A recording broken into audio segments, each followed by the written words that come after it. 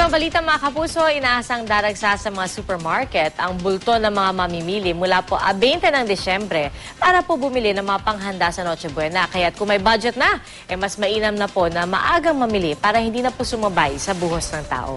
Balita natin ni Bernadette Reyes. Kahit bulto na ang pinamiling Noche Buena items, napamahal pa rin si Justin Modesto. Tila huli na rin daw pala kahit pa mahigit 1 linggo pa bago ang Pasko. Meron din kaming budget na sinusundan. Pero since naubos na nga ibang brands, kailangan kunin na lang yung kung anong available. Over budget na rin si Ann Benavides. Ang konsuelo niya, hindi pagitgitan sa mga pamilihan.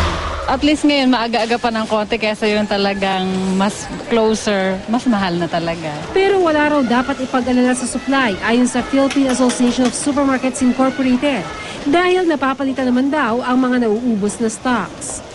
Kahit sa store, maraming supply.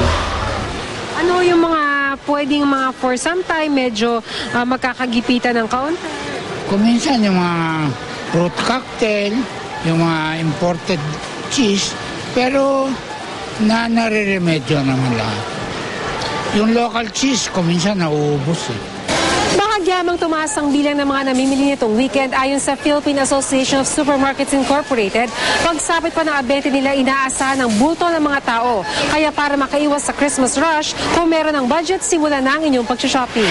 Base sa suggested retail price na inilabas ng DTI, ang hamon de bola naglalaro sa 306 hanggang 317 pesos ang kilo. Ang keso de bola, 132 hanggang 340 pesos, depende sa bigat. Ang fruit cocktail naman, nasa 49 hanggang 51 pesos ang pinakamaliit. Habang ang 1 kilong spaghetti noodles, naglalaro sa 65 hanggang 102 pesos. Nasa 68 hanggang 78 pesos naman ang spaghetti sauce. Nangako raw sa DTI ang manufacturers na hindi natataas ang presyo ng mga Noche Buena items hanggang matapos ang taon. Bernadette Reyes, GMA News.